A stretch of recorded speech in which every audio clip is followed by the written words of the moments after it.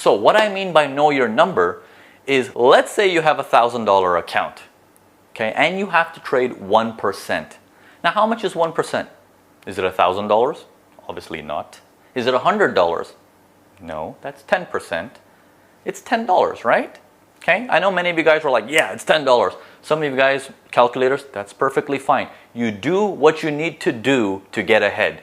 Don't worry about, hey, this guy can do it in his head, I need a calculator. Use the calculator if you have to. But get ahead. You know, you have to put in your efforts. Talent doesn't beat hard work. I'm going to remind you that all the time. Talented person doesn't beat a hardworking person. Okay, never forget that. If you can work hard enough, you will always beat a talented person. Always, always. Unless it's sports. Unless it's sports. That's a whole different game. Okay? Now, so now that you know it's $10, what if on a daily basis you spend $200? For example, you spend $200. You're buying food, you're buying groceries, you're out spending some money on your friends, you're getting some drink on the weekends, and you're like, my average spending per day is $200. When you lose the $10 in your trading, are you going to feel anything? No, it's not going to affect you. You won't care for that trade. So that same $200, and you're in this rush of, I got to make money. My account has $1,000. Let me open up a trade and I'll trade as big as $400. And then you lose $400. And that affects you like, oh my God, man, I made that loss. I don't know what I'm going to tell my husband or my wife or my kids. This is embarrassing. I don't know what to do. I need to find professional help, etc., etc. Your emotion is riled up. Okay? So when you look at this whole scenario, whether it's 1%, 2%, 10%, 100%, a gajillion percent, it matters on who you are. What is your personality? How much do you spend on a daily basis? Because you've trained your brain to work with a certain number regularly, every day, every day, every day, every day. Learn to use that number. So on your piece of paper and pen, write down how much you spend on a normal day. Take that number, divide it by 3. Okay? Break it up into 3 pieces. So let's say you spend $100 and you break it up into, divided by 3, you break it up, you're spending approximately $33 into 3 pieces, right? Each trade should be no more than $33 as a risk. And I'm going to show you how to do that next week. I'm going to teach you all the little tips and tricks on how to calculate for that. But each trade should not be more than $33. That number is good enough for you to feel it a little bit if you have a loss. But if you have a win, it doesn't excite you so much either that you say, you know what, I got this. I'm a Forex king. I'm going to put in more money into my account. Let's go faster. It won't activate the other side as well.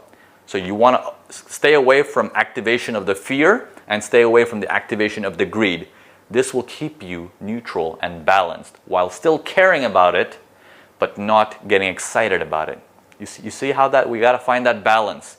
And that balance comes from your mind because you're used to spending a certain amount every day, every day, every day. And your brain is hardwired to understand that number. When you go outside that number, you come into trouble. Or when you go too low from that number, you don't care, right? Now, here's a couple of things. Make sure that when you find out that number doesn't equal like 20, 30% of your account size. Okay, so let's say your number is $33 and you only have $100 in your trading account. The number is too big. You need to make your trading account bigger, unfortunately. Okay, it's too big for you. Okay. Now, another thing is some of you guys might say, yeah, Naveen, I spend $100 a day, so $33 seems to be my per trade risk, right? That's how much I'm going to risk on each and every trade because I took the $100, I divided by 3, and I got $33 into each piece. So every trade that I take, I cannot lose more than $33. But Naveen, even if you say it's $20, I hate to lose. It bothers me. Reality is, subconsciously, it won't bother you if it's $20 or $10. Yes, it'll bother you because you're making a loss. That has a lot of it to do with my edge. I'm not sure if this works. There's an educational problem there. It is not a money management problem. There's an educational problem there. There is fear and doubt in, am I trading this correctly? Okay, so you need to understand the difference between that. If you have a problem with losing money even at a smaller rate, then you haven't traded as many times as possible on your edge to figure out, is this going to cause me a problem? Okay, so knowing this, you will know that going lower is not going to make you so much of a difference, because subconsciously you won't care, and if it is bothering you, then it has to do a lot with the edge that you're trading. You need to find an edge that gives you a little bit more stability. Okay, a little bit more stability, a little bit more passion around it. So in our Mastering Price Action course, a 4-course bundle and everything, we teach you trend pullback edges to perfection, right? And a lot of you guys already come from that course, and you are understanding of, what do I need to do? When do I need to do it? But now we're discussing, how do I do it well, with more money, with more stability, with more control? All right, so your homeworks, again, as a recap, is those two things. One, think about what you like in trading, what you like versus what makes you money. Are you able to say, I'm going to do what makes me money in the industry I already like. I'm going to do what makes me money, and I'm going to do it well, and I'm going to scale. Okay, that's the key, is to be able to say, slow down the other one, increase the other one. Okay? The second thing is find out your number. Find out what your number is, and once you know your number, you know your risk. Okay? If you ask any billionaire out there, what do you think they're doing? Are they just sitting there thinking, what's the next big idea? Should I make another carrot peeler that I can patent? Is that how I'm making all my money? Should I develop a new, I don't know, a handbag where people will go crazy over? Should I make a new iconic shoelace that I can patent and then people will go crazy over? Is that what billionaires are doing? They're just sitting in the back of their room and like, I need to think of the next best thing? Absolutely not. They might have a team doing that, but their pure job is opportunity, bring it here. Let me have a look. And they scan it through their model saying, how much of it is a risk to me? How much money can I lose from this? Oh, that's too much. I don't like that risk. I don't care how beautiful it is. I don't care if it's Tesla. The door is over there. Get out.